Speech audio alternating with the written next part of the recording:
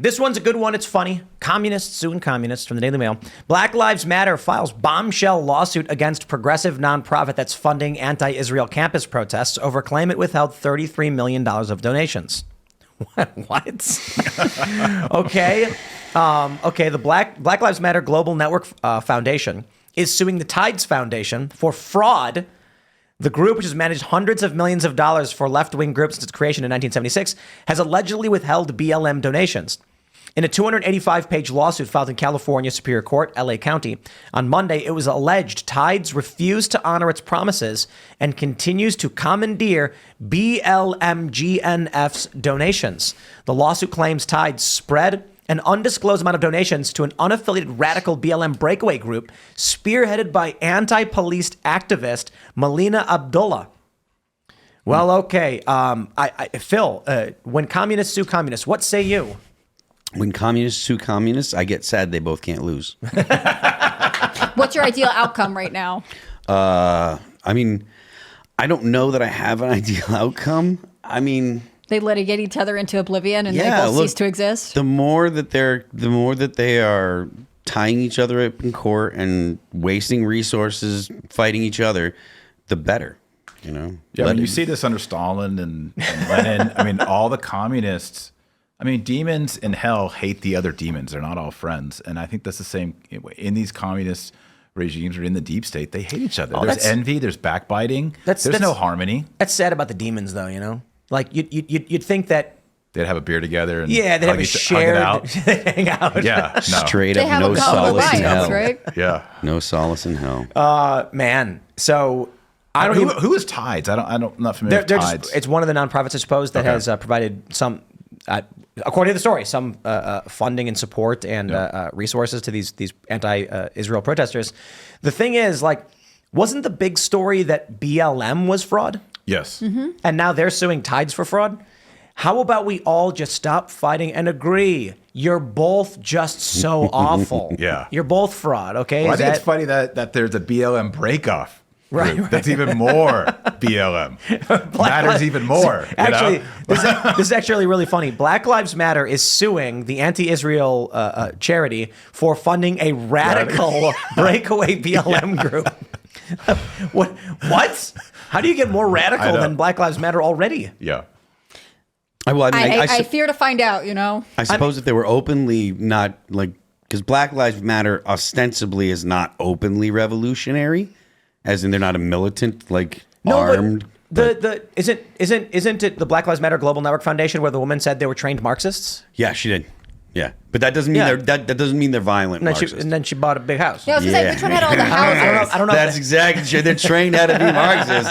She got trained real good. Trained how to scoop up that money. I know, right? I don't know if it was the same lady, though, but I think it was like the organizers of Black Lives Matter were like, we are trained Marxists. Mm-hmm. Yes. And then they bought a big mansion with donations. It's like, dude, look, you don't start a nonprofit unless you really want to be a nonprofit. Because... But what if I want to make money and not have to pay taxes? How am I going to get rich without my nonprofit? That's the crazy thing. I mean, it's a dirty business out there, man. People start nonprofits. You start a for-profit company, then a nonprofit company, and then at the end of the year, they dump all their profit into the nonprofit so they don't have to pay taxes on it. And it restricts what you can do with that money after the fact, but you can still do what you want with that money after the fact. So people play those dirty games. I think, yeah, I know. You know, your taxes, it's part of a modern monetary theory game. They're stealing your money either way. So everyone's trying to just take as much as they can for themselves. But you start a nonprofit and you go this route, you're going to get so much scrutiny. They're going to come after you. And then, come on. If Black Lives Matter started a for-profit selling T-shirts, support the cause. We're going to use it to build culture and stuff, and then bought a house, nobody would bat an eye. Yeah. I mean, to be fair, they get criticized. I mean, Hassan, the famous socialist, owns like a $5 million house. Doesn't he have like a $100,000 car too? Yeah, I mean, he's rich. Yeah.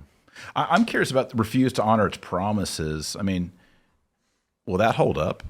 If I promise my church, hey, I'm going to give you $1 million, and then I say later on, no, I'm not doing that. I mean, it's... So they say Tides verbally assured the BLM activist network that the donations would be returned when the organization received tax-exempt status. I see. Okay. So they gave money, they put money raised in the hands of Tides, because they did not have tax-exempt I status see. from the IRS, and they said to pay them back.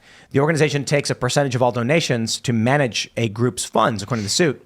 When BLM GNF terminated the partnership with Tides, Tides refused to hand over the $33 million. Oh, wow. Tides is now being accused of mishandling the cash after claiming to have transferred $7.4 million from the collective fund back to BLM GNF on June 9th, 2022. Instead, it sent only a portion of the cash to an unaffiliated BLM chapter in Oklahoma. It is unclear why such a large amount would have been granted to a single city's BLM chapter. Wow. I'm just going to give you my thoughts and opinions on this, but fraud. Yeah. Corruption. Definitely. This is and laundering. I mean, Yeah. This is a tremendous amount. These are portions. This is a tremendous amount of money. Yeah. The likelihood, in my opinion, that these people are all just crooks is high. Yeah. Yeah. You know, if a casino were to operate on those odds, Yeah. such a casino would go out of business in its first day. Yep.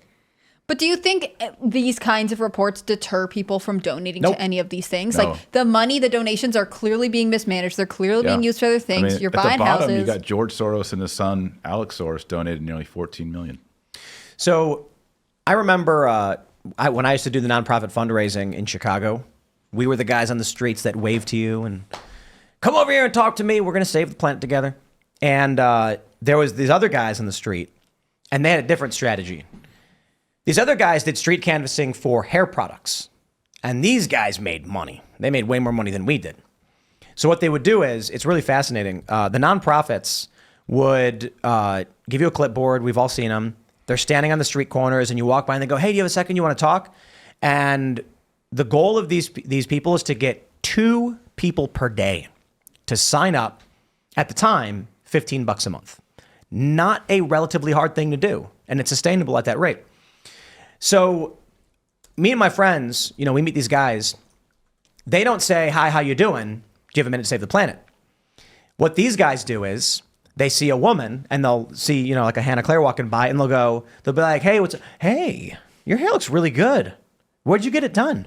And then women Thanks, I grew it instantly, myself. the women stop. Yeah.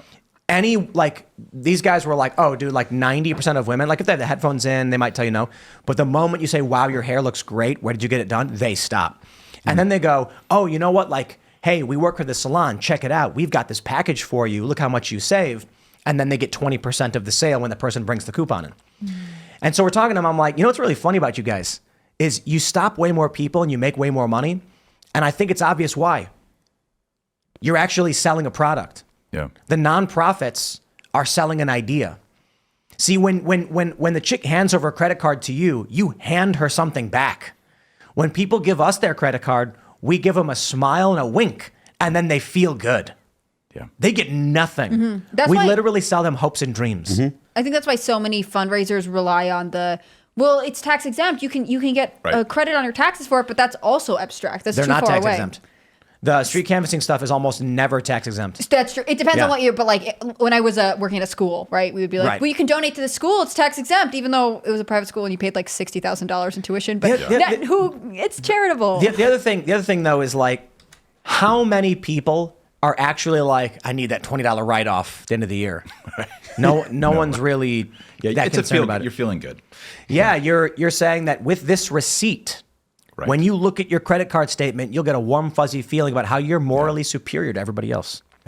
Well, I would pay for that. No, I'm just kidding. People do pay for it. That's why they pay for it. And so that's what these nonprofits mostly do. That's what BLM is. So my point is, if you go to someone and say, like, you could go out on the street and just be like, hi, I'm from a corrupt organization. We're going to funnel your money into a trash can. We're going to party, buy mansions. Woohoo. But don't worry. We're going to tell everybody that we're saving the planet, and we're going to say you tried to help. They'll be like, deal. It's actually better with them because for only $20 a month, you get to prove to the world that you're not a racist. Mm-hmm. And a lot of white people want to buy that ticket. That's what Desperately, they're because selling. of You know the what I mean? guilt. It's like, well, I put the sign in my yard and I'm giving a bit of every month. And you have all these people who are like, I have now proved with money and documentation that I am not racist. They're selling salvation in the new religion. Yeah. Yes. Did you ever drive through a neighborhood and it's like one side will have like all the Trump flags and on the other one it's like coexist and you're like, I see you guys are at odds. There's one over in Brunswick where they're next door neighbors and there's a pride flag next to a Trump flag. Thanks for watching this clip from the Timcast IRL podcast. Hang out with us live Monday through Friday at 8 p.m. and become a member over at timcast.com for uncensored, members-only shows exclusive. Thanks for hanging out, and we'll see you all next time.